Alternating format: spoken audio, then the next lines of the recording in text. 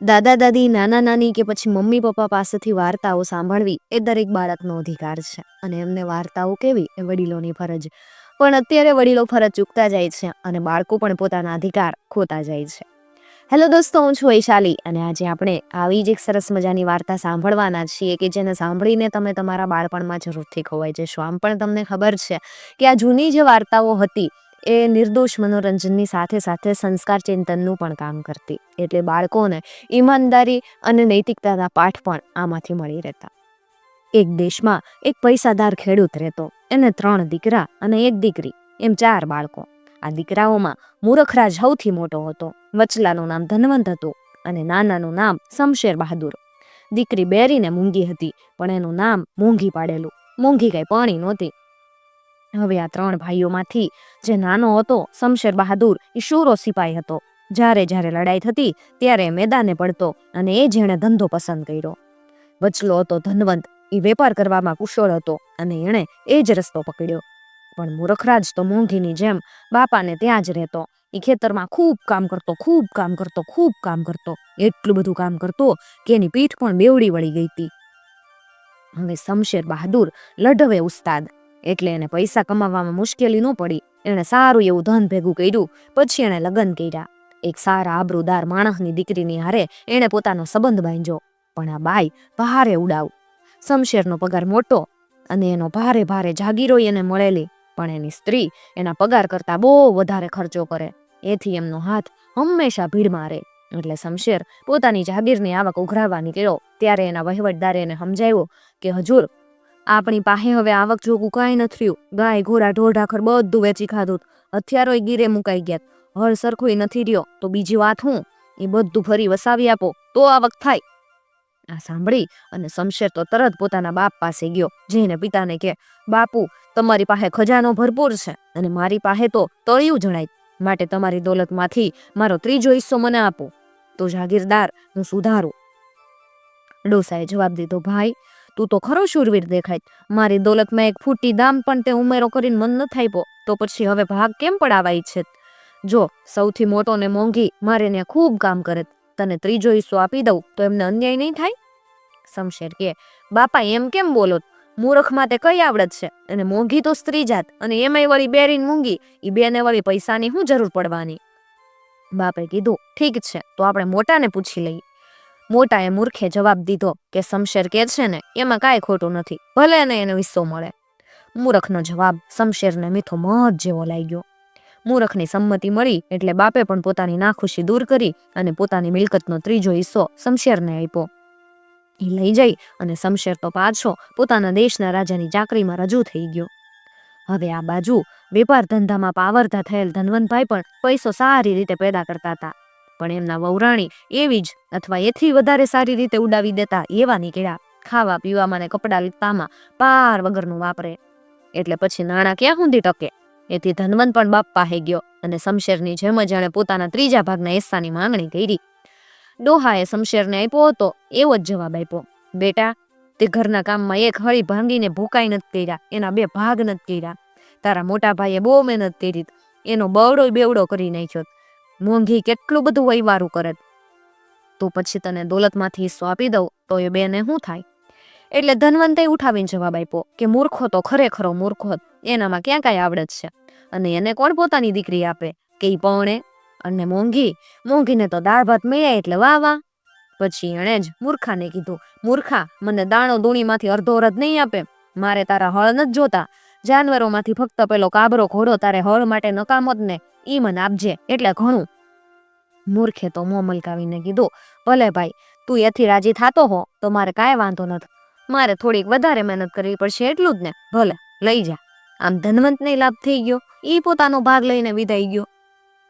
હવે આ બાજુ મૂરખરાજ પુષ્કળ કામ કર્યા કરે. મોંઘી એની મદદમાં પડી રહેતી. મા બાપ તો હવે ઘરડા થયા હતા એટલે શમશેર તથા ધનવંત હારો હિસ્સો લઈ ગયા. એથી ઘરમાં જાજુ કાંઈ રહ્યું નહીં. ઢોરમાં ખાલી એક ઘોડી હતી અને એની મદદથી મૂરખ ખૂબ ખેડકામ કર્યા કરતો અને જેમ તેમ મા બાપનું, બેનનું અને પોતાનું ગુજરાન ચલાવતો. હવે આ ભાઈના ભાગ પીડ્યા અને એ જરાય તકરાર વગર પડ્યા. એ વાત શેતાનને સાંભળી અને બહુ વહમી લાગી. શેતાન તો ટંટાનો રાજા, એને તો લડાઈ ટંટો થાય તો જ ગમે. એટલે એણે પોતાના 3 સરદાર તેડાવી અને કીધું કે પણ ઓલ્યા ગામમાં મૂર્ખો અને એના 2 ભાઈ વસે. દુનિયાના સામાન્ય રિવાજ પ્રમાણે બાપની મિલકતના ભાગલા પાડતા એટલે લડવું જોઈએ, પણ પેલો મોટો મૂર્ખાની બેવકૂફીને લીધે એ તો સીધા છૂટે પડી ગયા. એણે આપણી બાજી બગાડી, માટે તમે 3 જણા જાઓ, આ કામનું બીડું ઝડપો અને 3 વચ્ચે અંદરો અંદર એવો જમજમાવો કે લોહીની નીકું હાલે, સૌના માથા ભાંગે. બોલો, આટલું કામ થશે ને? સરદારો કે ઓહો, એમાં હું, એટલું તો કરી જ નાખશો. શેતાને એની પરીક્ષા કરવા પૂછ્યું, એમ બોલો ત્યારે કેમ કામ શરૂ કરશો? સરદારોએ તો તરત જવાબ દીધો, પહેલા એમને પાયમાલ કરી નાખશું ને પછી જ્યારે બધાને ત્યાં હલ્લા કુસ્તી કરતા હશે ત્યારે ભેળા મેળવશું, એટલે કઈ બાથા થયા વિના રહેવાની નથી, ખરું ને? શેતાન તો રાજી થઈને કે શાબાશ, યુક્તિ બહુ હારી. હાલો ત્યારે તમે કામે મંડી પડો અને દરેકના કાન બરાબર ભંભેરવાનું ચૂકતા નહીં હો. કામ પાર ન પડ્યું ને પછી જોજો તમારી વલે કરું ઈ. હવે શેતાનની રજા મળી એટલે 3 સરદારો નીકળી પડ્યા, પણ કામની વહેંચણી પોતે જ જડભડી પડ્યા. દરેકને સહેલામાં સહેલું કામ જોઈએ. આખરે ચિઠ્ઠી નાખી અને એમણે નક્કી કર્યું કે જેને ભાગે જે ભાઈ આવ્યો એને ભંભેરવા, ઉશ્કેરવા, ચડાવવા ને વેરની આગ સળગાવવા નીહરી પડ્યા. વળી એમ પણ ઠરાયું કે જેનું કામ સૌથી વહેલું ફળીભૂત થઈ જાય એણે બીજા 2ને મદદ કરવા જવાનું, તથા આવનારના અમુક સંકેત સ્થાને મસલત કરવા હારું પણ મળતા રહેવાનું. એમને એમ કેટલાક દિવસ વહી ગયા. મહાણને પીપળે સંકેત સ્થાન ઠરાવેલું. એ ઠેકાણે 3 સરદારો ભેળા મળ્યા અને પોતે કરેલા પરાક્રમોથી એકબીજાની વાત કરવા લાગ્યા. પેલો કે મેં તો પેલા શમશેરને પકડ્યો તો અને એને મેં સીધો દૂર કર્યો, એ આવતીકાલે એના બાપ પાસે જવાનો. એના સાથીદારોએ પૂછ્યું, વાહ, ઈ તાલ કેવી રીતે ગોઠવો, અમને જ કે? પેલાએ જવાબ દીધો, મેં તો એને ખૂબ ઉશ્કેર્યો, એટલે તોરમાં આખી દુનિયા જીતી લેવાનું બીડું એને રાજાની પાસે ઝડપ્યું. રાજાએ કીધું કે તું પેલા ઉત્તરનો મુલક જીતી આવી. શમશેર તો ઉપડ્યો, મેં તો યુક્તિ રચી અને એના દારૂખાનામાં હેરભેર કરી દીધી. વળી ઉત્તરના રાજાને મદદ કરવા એનું લશ્કર મજબૂત બનાવ્યું. જ્યારે બંને લશ્કરો હામાં ગોઠવાયા ત્યારે શમશેરનું કાંઈ ન હાલ્યું. એનું દારૂખાનું નકામું થઈ ગયેલું. એના લડવૈયાઓ પણ ડરપોક બની ગયા. તેઓ ઘેટાની જેમ નાસી ગયા અને એમના દુશ્મનોએ એમનો પીછો પકડી એમની કતલ કરી નાખી. શમશેરનું નાક કપાઈ ગયું, એની જાગીર ઝૂંટવી લેવામાં આવી અને એને તોપને ગોળે ઉડાવી મૂકવાના. પણ હું એને કેદખાનામાંથી ભગાડી મૂકીશ. પછી બીજે ક્યાં જવાનો? બાપને ત્યાં જ ને જવાનો ને. કાલે મારું એટલું કામ થઈ જાહે એટલે હું તો છૂટો. પછી જેને મદદ જોવે ઈ કહેજો, હું જરૂર આપીશ. બીજા સરદારે કીધું, તું ધારતો હોઈશ કે તું એકલો જ છૂટો, રખે એવી ખાંડ ખાતો. મેં પણ પેલા ધનવંતભાઈને સતાવવામાં કઈ બાકી નથી રાખ્યું. ધનાભાઈ તો ખાઈ પીને જાડા માતેલા થાય એવું મેં કર્યું. વળી તાજો માજો થાય એમ એનો લોભય વધતો જાય, જાણે આખી દુનિયા મારી જ કરી લઉં. એમને એમ કાકરા પહેરે નાણાં ખર્ચવા લાગ્યો અને કરજમાં બુડતો હાલ્યો. કરજ તો જેનું નામ કરજ, એમાંથી એનો છૂટકો સીધી રીતે થાય જ શેનો? એણે આંખ મીચીને હુંડીઓ લખી તે 8-10 દાડામાં પાકી જવાની. એનો માલ તો બીજી બાજુ સડવા માંડ્યો. એના તો ભોગ એવા લાગવાના જ ને એ તરત બાપને ત્યાં ભાગી જવા સિવાય બીજો કોઈ રસ્તો જ નથી. અમે 2 તો ઠીક પચ્યા, પણ એલા ત્રીજાને તારો કારોબાર કેવો હાલે ઈ તો કે? અરે ભાઈ, મારી તો વાત જ ન કરો. મારો તો કશોય પત્તો જ નથી લાગતો. મેં પેલા મૂર્ખાની છાશને કટાવી નાખી. પીવે કે તરત પેટમાં શૂળ ઉઠે. પછી એની જમીન પથરા જેવી સખત બનાવી દીધી. હળ નાખે તોય ભાંગી જાય, કુદાળીનો ઘા કરે તોય હાથ જ રહી જાય. હું ધારતો તો કે મૂર્ખો આટલી કંટાળશે, થાકી જાહે, પણ એ તો ભારે જબરો નીકળ્યો. એને તો ખેડ જ કર્યું. પેટમાં જોને દર્દ થતું, એ તો લાલાજી ગણકારે જ છે ને. હળ ભાંગ્યું એટલે બીજું લાવ્યો. આથી હું જમીનની નીચે બેઠો ને હળના દાંત જાયલા એટલે એને તો દાંત ચડીને એવું જોર કર્યું કે મારા હાથે કપાઈ ગયા. એમને એમ એને તો ખેતર ખેડી નાખ્યું. હવે સહેજ સાજ બાકી. હવે જો તમે બંને મારી મદદે આવો ને વધુ મહેનત કર્યાથી કંઈક મળે, બાકી એને પછાડી નાખો એ તો મુશ્કેલ થઈ ગયું ને એ ન બન્યું તોય ફજેતી જ છે ને. બધી મહેનત ફોકટ જ જહે. મૂર્ખો જો ખેતરમાં મચ્યો જ રે તો બધા ભાઈઓનું એ ભરણ પોષણ કરશે. ત્રીજા સરદારે કીધું. શમશેર બહાદુર વાળા સરદારે કીધું કે ભલે, હું તારી વારે આવીશ. આપણે બંને મળીને મૂર્ખાનો તોર ઉતારશું. હવે પેલા મૂર્ખરાજને પેટમાં તો બહુ દુખતું હતું, પણ એનું કામ થોડુંક જ બાકી હતું. થોડી ખેડત કરવાની હતી એટલે હળ જોડી એણે કામ શરૂ કર્યું. પણ એક ફેરો ફરી અને પાછો વેળ્યો એટલે હળ જમીનમાં ભરાઈ ગયું. કેમાંય કરી નીકળ્યા નહીં. કારણ એ હતું કે પેલો શેતાનનો સરદાર એને વળગીને બેઠો હતો. એ હળને નીકળવા જ નહોતો દેતો. મૂરખ રાજે મનમાં વિચાર કર્યો, આમ કેમ થતું હશે? લાય, એ હળમાં હું ભરાઈને બેઠું છે તો તપાસું.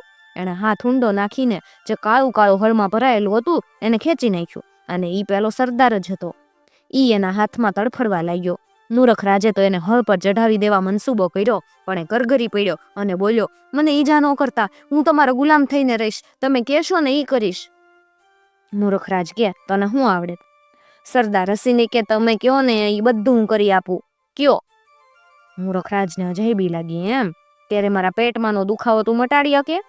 જરૂર, એમ કહી એણે વાંકા વળી એક 3 પાખડી વાળું મૂળિયું ખોતરી કાઢી અને મૂરખ રાજને આપ્યું. પછી કે, એક પાખડી ગળી જાવ એટલે દરદ મટી જાહે.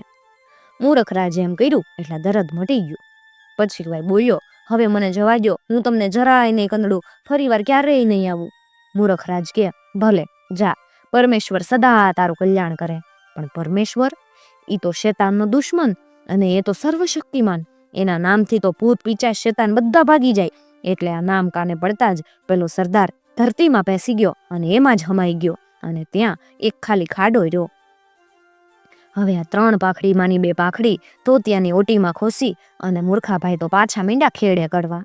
ખેડ પૂરી થતા ઘરે જઈને જોવે તો શમશેર અને એની વહુ જમવા બેઠા. પોતાના કેદખાનામાંથી પેલા સરદારની મદદથી એવો નાસી છૂટેલા અને હવે બાપના ઘરે આવેલા. શમશેર કે, મોટા ભાઈ, મને ને મારી વહુને અહીંયા રહેવા દેશો? મને બીજી નોકરી મળે કે તરત હું જઈશ. ભલે રેજો ને, મને એમાં કાંઈ વાંધો નથી, મૂરખે કીધું. પણ જમવા માટે મૂરખે પાટલા ઉપર બેહવા માંડ્યું તે શમશેરની વહુને હૂગ ચડી. એ તાડુકી ઉઠી અને બોલી, હું આવા ગંદા ખેડૂત તારે જમવા નથી બેહવાની. ઈ કેવો ગંધાય, અને એનું શરીર તો વાસ મારે જ વાસ, હું નહીં બેહું. શમશેર મૂરખ તરફ જોઈને બોલ્યો, મૂર્ખાભાઈ, જો ને મારી વહુ કે તું કેવો ગંધાય તો તું બહાર જઈને જમવા બેહને. મૂરખ કે, ભલે, એમ નહીં તો એમ, નહીં તોય મારે તો ઘોડાને જોગાણ દેવા બહાર જ જવાનું હતું ને. એમ કહી કપડા અને થોડોક રોટલો લઈ અને મૂર્ખો બહાર વયો ગયો. હવે બીજી બાજુ શમશેરને હંફાવાનું બીડું ઝડપનાર સરદારનું કામ પૂરું થયું. હવે એ મૂર્ખાવાળાને મદદ કરવા ખેતરે ગયો. ત્યાં પેલો ખાડો એની નજરે પડ્યો. એથી સમજી ગયો કે મારો ભાઈબંધ તો ફસાઈ મુવો, માટે મારે હવે મૂર્ખાને વાડીમાં દુઃખ દેવું જોઈએ. એવો મનસૂબો કરી અને એ તો વાડીએ ગયો. ઘાસની ગંજીઓને ભીની કરી નાખી, વાડીમાં કાદવ પાથરી દીધો. બીજે દિવસે સવારે દાંતરડાથી મૂરખે ઘાસ કાપવાનું શરૂ કર્યું, પણ દાંતરડું હાલે જ નહીં, ધાર વળી ગઈ. પણ એ તો માંડ્યો કામ કરવા. કામ ન હાલ્યું એટલે મનમાં વિચાર્યું, આમ પત્તો નહીં લાગે, લાય ઘરેથી ધાર કાઢવાના ઓજાર અને ટીમણનું ભાતું લેતો આવું. 8 દાડા જાય તોય હું કાંઈ ઘાસ વણકાઈપો થોડોક રાખવાનો.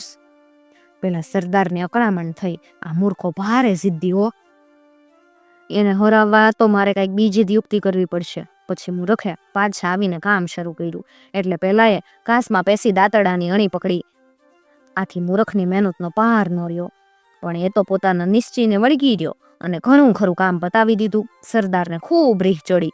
એ પેલા બાકીના ભાગમાંના કાદવમાં બેઠો કે બસ હવે તો મૂર્ખાને ઘાસ કાપવા જ ન દઉં.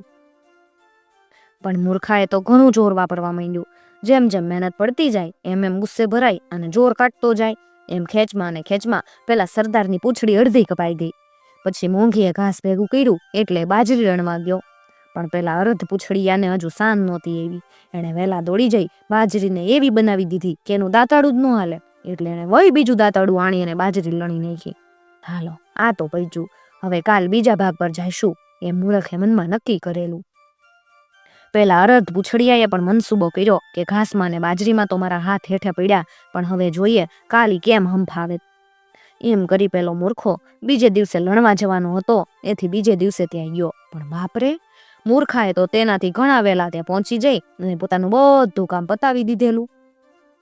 આથી એ બહુ ખીજાયો અને મનમાં બોલ્યો, આ મૂર્ખો તો વિચિત્ર જ છે, પૂરો ઊંઘતોય નથી જોને, એને તે કેમ પહોંચી વળાય. પણ લાવ, એના દાણા હેડવી નાખું, પછી હું ખાહે. એમ વિચારી અને અરધ પૂછડ્યો દાણામાં બેઠો. દાણા મીંડા હળવા ને પોતે ઊંઘમાં પડ્યો. બીજી બાજુ મૂર્ખો ને મોંઘી 2 ભેગા થયા અને પાવડે પાવડે અનાજ ગાડામાં નાખવા લાગ્યા. એમ ને એમ એક પાવડો પેલાની પીઠમાં ઘૂસી ગયો અને એ પાવડાની હારે ઉચકાઈ ગયો. મૂર્ખો એને જોઈને બોલી ઉઠ્યો, કેમ એલા, પાછો કેમ આવ્યો?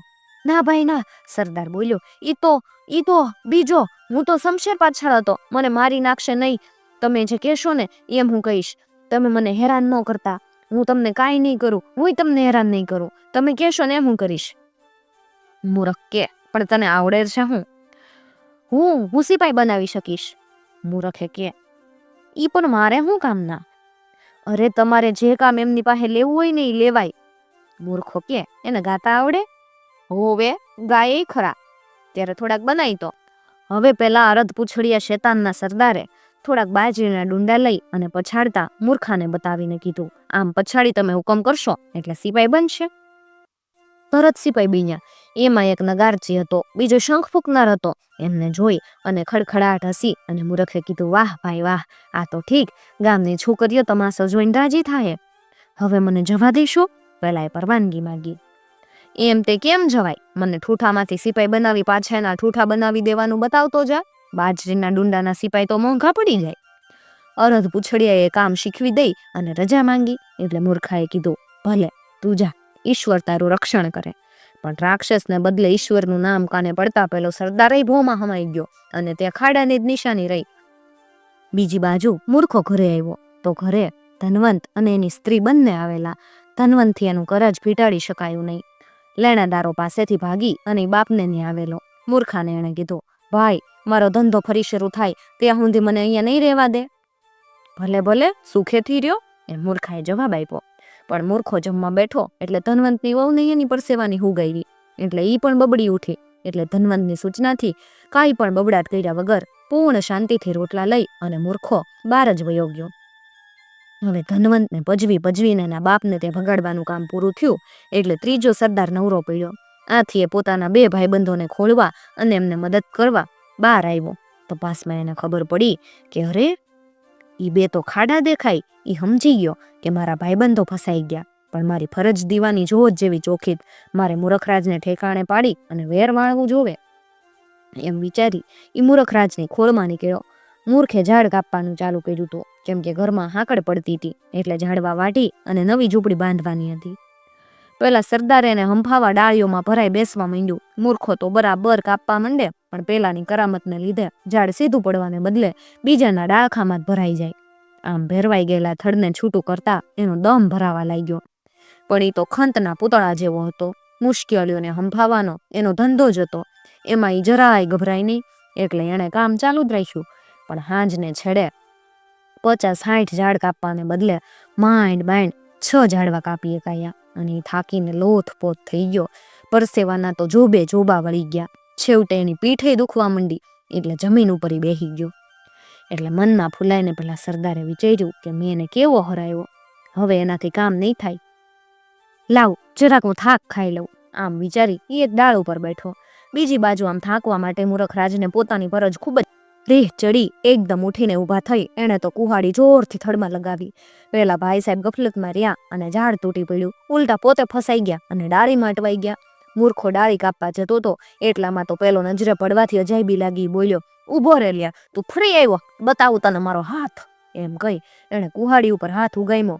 પણ પેલો કરગરી પડ્યો, નહીં, મને નો મારો, તમે જે કહેશો ને હું કરીશ. તું શું કરીશ? હું પૈસા બનાવી દઈશ. ઠીક છે, જોઈએ, બનાવતો. પેલા સરદારે એક ઝાડ બતાવ્યું.